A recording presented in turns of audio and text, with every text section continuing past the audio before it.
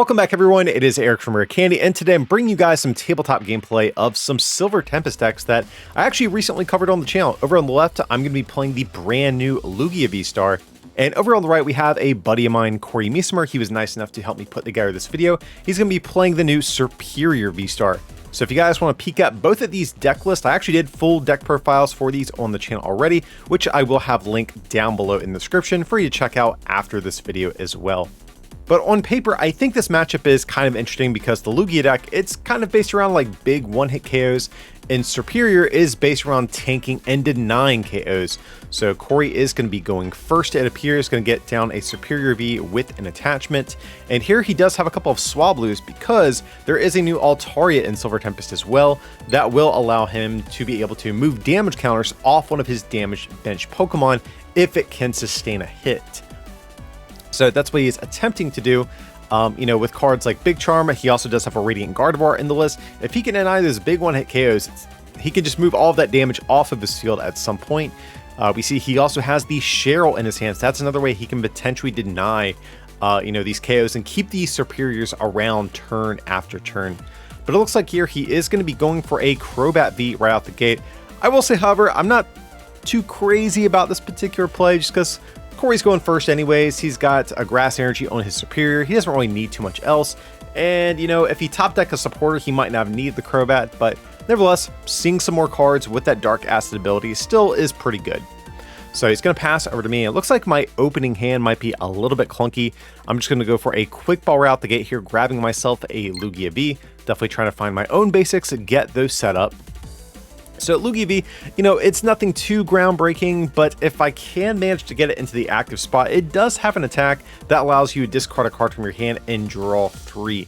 So this could be good to maybe start getting some of those Archeops in the discard pile, which is, the key thing you really want to do in these opening turns of the game. So what am I going to do beyond that? That's the next question. Looks like I have a Research, a couple of Serena, looks like an Aurora Energy, and looks like I'm a bit conflicted about what route I want to go here, but I'm going to ditch an Aurora Energy with Serena and draw until I have 5. And I think I have an Ultra Ball, so I could even keep going if I do decide to over here.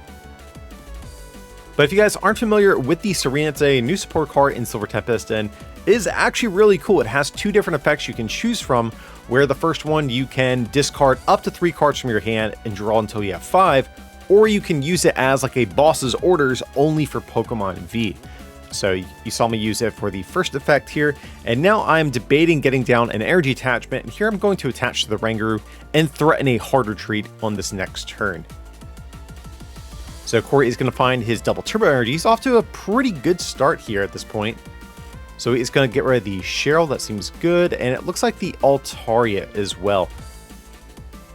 So we could see him go for, I'm pretty sure the other, okay, he's going to go for the Serperior VSTAR. That also does make sense as well. But he does have the escape rope, so he actually can get this Swablu out of the active, which is good because he would be able to get the first hit in on this Lugia VSTAR, or Lugia V, I should say. But here, Corey's just going to go for a Research, getting that off that Lumineon V. And right now he's looking pretty good, but the big thing I think Corey needs to find is going to be some ways at tanking. Because, he has the Serperior VSTAR, but it's really not that hard for Lugia VSTAR to take, like a return KO and respond to this attack. But we could also see Corey use the VSTAR power if he so chooses, if he is afraid of getting knocked out here. So the Serperior V, its first attack is pretty cool. It does 190 if I remember right, and then you move your energy attached to your Pokemon anywhere else that you want. But then its VSTAR power does 60 for each energy attached to it, and you switch it with one of your bench Pokemon. So I think that honestly might even be maybe Corey's best course of action here, just because he doesn't have Big Charm down, he doesn't have Radiant Gardevoir down. This Lugia has a Choice Belt, so it's gonna be pretty easy if I can get Archeops into the discard pile to be able to take a KO here. So I think Corey's debating what he wants to do here. But it looks like he's using the first attack. I think this is super greedy. We'll see if that comes back to bite him. But Corey might have been looking at my field saying, you know what, Eric didn't do a whole lot on his first turn. He only drew 3 cards with Serena, so I have a good chance of staying alive. So maybe that's his thought process here. But here looks like I have an Ultra Ball, so definitely going to play that. So I'm going to get rid of an Archeops and a Boss's Orders. And really the big thing I want with this deck is I really want to get 2 Archeops into the discard pile. Because Lugia VSTAR's V-Star power allows you to get 2 colorless Pokemon out of your discard pile and put them onto your bench. And Archeops then can accelerate energy onto our field. So just need a Lugia V-Star, and I have the Evolution Incense, so Corey is going to get a little bit punished here for leaving that Serperior VSTAR in the active spot. You know, maybe I did a good job at disguising, you know, maybe how decent my hand was last turn. And that sort of baited Corey into leaving the Serperior in the active. So now Archeops is in play, and each one of these can accelerate 2 special energies to a Pokemon. So right out the gate, going for the 2 powerful colorless energy. Looks like I'm going to get down a Gift Energy, and I imagine a V-Guard Energy also would be pretty decent here. Not sure if I have my other one in deck or not. And just going to go for a Capture Energy, it looks like. Looks like I'm a little bit conflicted, but I am going to commit to it. So Lugia's attack, though, for 4 colorless energy does 220, and you may discard a Stadium in play. So now, with the Choice Belt and the 2 powerful colorless energy, I can actually hit for 290, knocking out this clean Serperior VSTAR. And as long as I'm able to do that, I'm going to be in a good position to ultimately win this game, because that's the big advantage of the Serperior deck. If you can't knock one out in one shot, it's actually really difficult to deal with them in my experience. I've played a lot of games with both these decks, and with the Serperior deck can stick around, you know, for a turn or two, it feels really good. But you know, I think Corey just got maybe a little too greedy on that last turn here, but here he's going to go for Quick Ball. No doubt we're going to see another Serperior V come down. He's really going to be looking for that and an energy. Now, ideally, he could get a second Serperior into play as well. That would also be good. And we'll have to see what he's going to do from here. I think we saw a Serena in Corey's hand. I don't think we would see it for the gusting effect. More than likely, we would see it to draw some cards. Oh, but we do see a Marnie, so that's probably the best way to go. And here we see an Energy Lotto. And unfortunately, he is going to whiff there, so no energy off of that. But we know Corey does have that Marnie, so he will have another shot at finding some energy on this turn still. Yep, and there it is. So just going to disrupt my hand a little bit in the process, and he can get 5 cards. Okay, and he does find an energy and a second Serperior, so both of those things are definitely good here. Now, unfortunately for Corey, though, his hand is a little bit dead beyond this. I think there even could have been consideration for maybe Ultra Balling the second Serperior away and going for the Dragon Altari, which is in the list.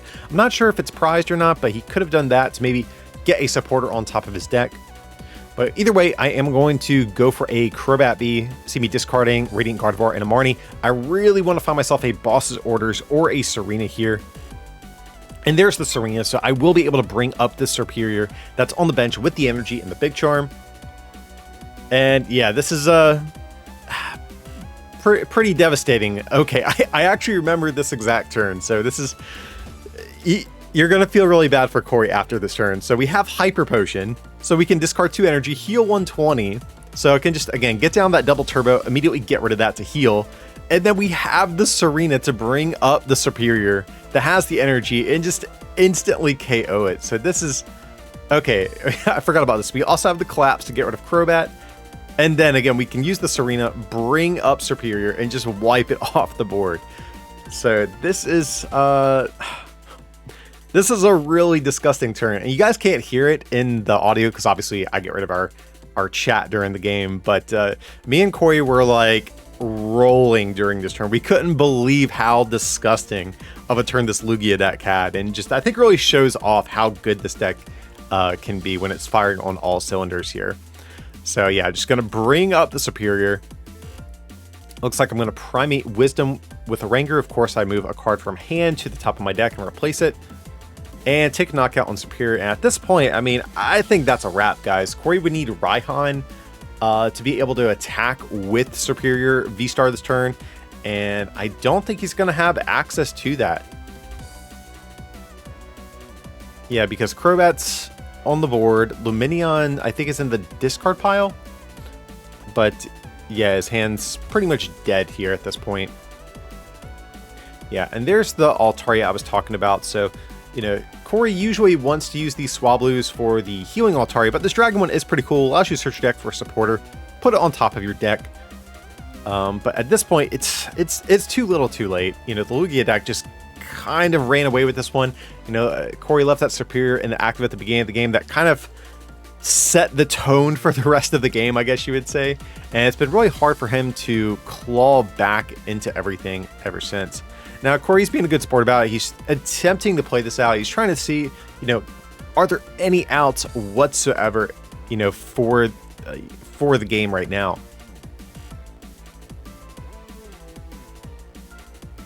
And here you can see he's debating getting a Roxanne to maybe disrupt my hand a little bit for the next turn, but he's in a bad spot. He has to get the Raihan because he's an attachment behind, and Raihan's the only way he would be able to get a Serperior powered up.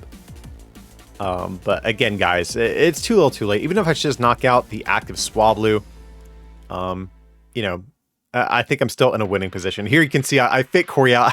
I made him think I had a boss in hand, but no, we're just going to keep playing this one out. Again, guys, I'm not really worried about having bosses or orders or not this turn. Just going to, it looks like Quick Ball away, another Archeops here. Grabbing Dunsparce just to thin a little bit at this point, because I'd probably want to find a bosses or orders just in case if I have to.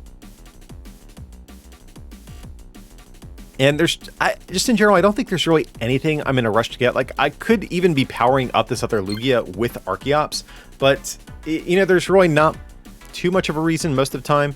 So here I am going to get, looks like, a double Turbo Energy and a powerful Colorless Energy. So just going all in on this thing. And a Hyper Potion to heal off that measly 50 damage in a Research. Oh my god. Stop! He's already dead.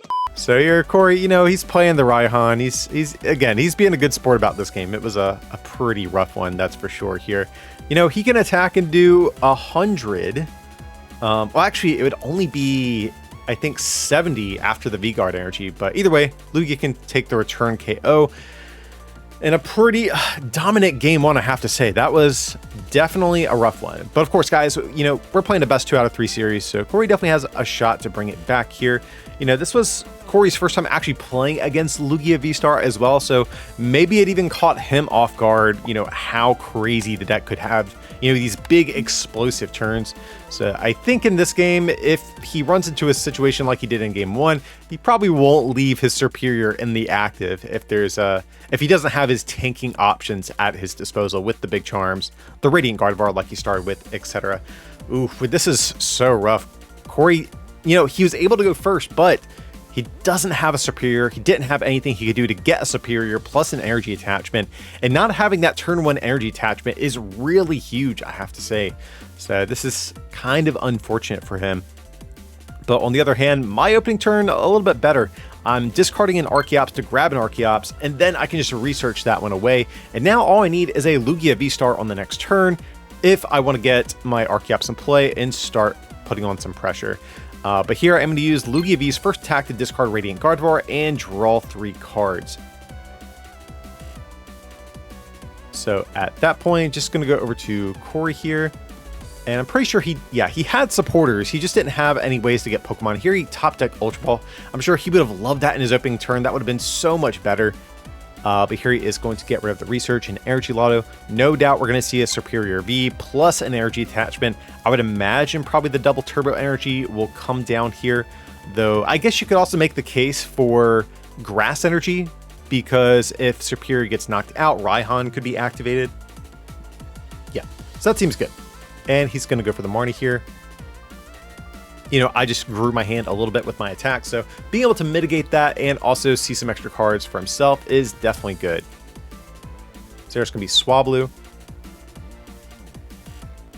And looks like he's going to go for a Crobat and draw 3.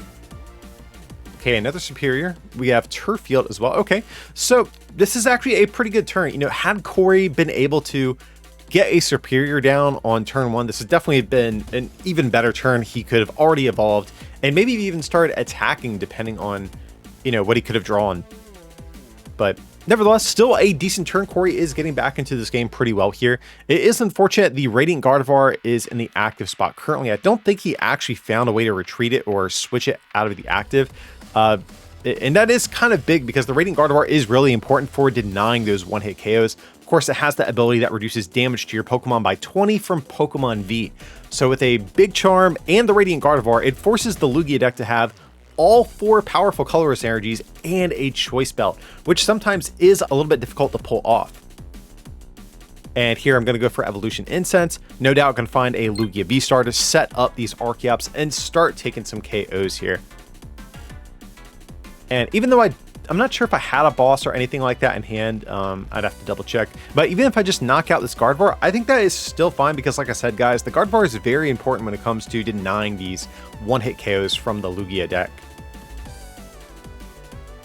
Okay, and actually it looks like my hand is a little bit dead here, but that's okay. I have the Archeops, have my Lugia, so I really don't need a whole lot else at this point. So here I am going to use that Primal Turbo ability on Archeops to accelerate 2 special energies to one of my Pokemon. Just debating on which ones I actually want to get here. There is consideration for, you know, maybe not using powerful colorless energies on this Lugia, since I don't need all of the extra damage to knock out this Gardevoir, and maybe setting those up on a fresh Lugia on the bench that won't be hit by Serperior. But also at the same time, taking a knockout on Gardevoir and just threatening the big one-shot on the next turn, even if they swing into Lugia, isn't even that bad. I think that's fine too. So 3 powerful colorless energies, those are all going to increase damage by 20. And then I also have that brand new V-Guard energy, which is going to reduce damage by 30 from Pokemon V. And I also do have a choice belt as well. I could get that down. So maybe I'm just like playing in case of a Marnie or something like that. Yeah, just gonna knock out the Gardevoir. That's fine. Oh yeah, I need the choice belt because he has the Big Charm. That's right. So that makes sense getting that down. Okay, so Corey does have the Serperior VSTAR. That's good. He definitely does need a double turbo energy. That's the other big card he's really gonna be looking for. And here, is that an escape rope I see in his hand? If that's the case, if he had that last turn, like if that is an escape rope and he had that last turn, I think it's a little sus maybe not playing that. But maybe he drew that this turn, I'm not sure. Because again, that Radiant Gardevoir is so important here. But if I didn't prize the 4th double turbo, or the 4th powerful colorless energy, wouldn't have mattered either way, I guess. But here he is going to research. Okay, and he does find the double turbo energy. That is definitely good. So what I would like to see here, well, it's kind of a tricky situation to be in because the V-Guard energy really messes things up. So if he does use the V-Star power to keep his Serperior out of harm's way, normally it would do 180, but the 20 reduction from Double Turbo puts it down to 160 damage, and then the 30 reduction from V-Guard puts it down to only 130. And then likewise, if he attacks with the primary attack on the next turn, he would normally do 190, but the Double Turbo puts down to 170, and the V-Guard puts down to 140, and he would be 10 damage shy of a 2-shot. But either way, he is going to go for the V-Star power. He's kind of saying, you know what, I just need to make sure my Serperiors stay alive at this point. If I have to 3-shot the Lugia, so be it, but I just need to make sure I don't get KO'd here. But I think there could have even been some consideration for maybe using the primary attack, moving all of the energy to the other Serperior, and then possibly going for a big V-Star attack on the next turn. But I guess that also did open him up to maybe like a boss play or something. But here's a Hyper Potion just to add further insult to injury here, just to heal off all that damage that he just did. And yeah, this Lugia is going to be blowing through pretty much anything that gets in its path for a little bit. And it looks like I am going to go for a Primal Turbo, that ability on Archeops. Just going to get down a V-Guard energy. And it looks like a Capture energy as well. Just taking a peek at my deck, seeing what I have access to. It looks like I might be out of special energies. I saw at least one Double Turbo, but beyond that, it was hard to see if I had anything else. And here, just going to take the knockout on poor Swablu. And now I'm only 2 multi-prize KOs away from winning at this point. But there's going to be a Marnie from Corey. So, of course, going to reset our hands. I'm going to get 4. He's going to get 5. Okay. Nothing too crazy there. We could see him maybe quick ball for something to switch into with the V-Star power. Oh, wait. He already did use that. What am I talking about? Maybe just getting down another Serperior isn't that bad either. Okay, yeah, it looks like he is going to go for that. So he could even attack with Serperior and spread out the energy. I think that might even be what he's considering here. Because that first attack on Serperior V-Star allows you to move your energy around on your board in any way that you want. So in theory, he could put 1 energy on the V, 1 on the V-Star, just in case of a boss or something like that. And that is what he is going to do here. But unfortunately for the Serperior, since he doesn't have the Radiant Gardevoir in play, this thing is going to be one-shot by this Lugia VSTAR. But the good news is, once this Lugia goes down, the Serperior deck can, I think, finally come out to play a little bit more. He can sort of lean into that tanking strategy a bit more. Because again, once all the powerful colorless energies are gone, he's not going to be able to one-shot Serperior, or I'm sorry, I'm not going to be able to one-shot Serperior, and he's going to be able to start healing with things like Altaria, Cheryl, etc.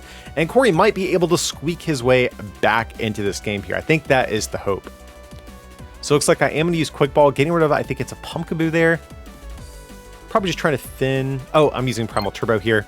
Grabbing, looks like Aurora Energy and Powerful Colorless Energy on that Lugia, and then a Gift Energy on the active for once that goes down. So Gift Energy, of course, whenever he knocks out my Pokemon with it, I draw until I have 7 cards in hand. So in case Corey does like Marnie me or Roxanne me, I'm still going to be able to, you know, refill my hand and hopefully find what I need to maybe boss this Crobat for game. Here you can see him debating getting down the Gift Energy. Not sure what we were talking about here. And it looks like I'm also going to go for an Aurora Energy. So I'm just trying to thin as much as possible. You know I'm going to take the KO on the Serperior, and I want to make sure that I'm thinning as much as possible to find myself a Serena or a Boss's Orders for the next turn. So let's see what's going to happen here. I think we're talking about something. Oh, I think I remember what it was. I think I forgot if my energies that I accelerated, if any of them were from this turn, or if I did some last turn. I kind of lost track there for a minute, which ones came into play when. So I think that's what we're discussing here. But I don't think any mistakes happen. I just wanted to double check and make sure I didn't do anything wrong here. So just go Marnie Corey. And you can see my deck's pretty low at this point. I have Boss's Orders, so I have game in hand so long as Corey does not disrupt this hand that I have here. And looks like I'm going to go for Evolution Incense. Just going to grab an Archeops. Again, just trying to thin as much as possible here in case of Marnie, in case of a Roxanne. And going to use a Ranger. I think I put Boss's Orders on top of deck. Yeah, that's what it looks like I did here. And just going to take the knockout on the fresh, clean Serperior VSTAR with 300 HP. All right, so Corey out the gate here. He's going to go for a Lumineon. Probably see a Roxanne. Yeah, he knows exactly what he wants to do. It is unfortunate, however, that I do have the Gift Energy on my Lugia, and that is going to sort of mitigate this otherwise really strong Disruption play that he would have here. So there's going to be the Roxanne. Of course, you can only play it once your opponent crosses that 3 prize card threshold, but then you shuffle and get 6, and they shuffle in and get 2. So again, usually really good in the late game here, but that Gift Energy is kind of ruining things for Corey, or making it harder for this Roxanne to stick. But even if I didn't have the Gift Energy, you guys can see I actually just redrew into the Boss's Orders. So Corey, I got to give it to him. He really did his best to scrape back into this late game here. And you can see he's getting the Radiant Gardevoir. And actually, this would normally be pretty good if I didn't just have the boss to win the game. The Radiant Gardevoir actually does like Lost Vacuum proof this last Serperior that he has. Because with the remaining 1 powerful colorless energy and the Choice Belt, Lugia VSTAR would hit for exactly 270, knocking that last Serperior VSTAR out. So again, Corey's playing to his outs the best he can here, but he just might be a little bit too late at this point. But here he is going to knock out this Lugia. Looks like he's debating on where he wants to move his energy to. I think you just assume that the active is going to get swung on and you just move it to something on the bench. Yep, so he is going to move the energy onto the Swablu preemptively. That way he can retreat into Altaria and heal off all of that damage. But there's the boss, like I said. And I am going to take the Swift 2-0 here. I will say Corey almost did crawl back into that second game. His late game was definitely looking to be pretty good if I didn't have the boss off that Roxanne to 2. But, you know, that's the power of Lugia VSTAR on full display. This is exactly why this card is seeing so much hype. And yeah, if you guys want to see the full deck list, like I mentioned for both of these, I will have those linked down below in the description for the full in-depth deck profiles. But of course, if you did enjoy a look at these Silver Tempest decks today, remember to leave a like on the video. And if you're feeling maybe a little bit extra generous and want to take that support to the next level, you can also become a patron at patreon.com/rarecandytcg or pick up some merch at rarecandytcg.com. Links to this will be down below in the description, but as always, thanks so much for watching, and I'll see you next time.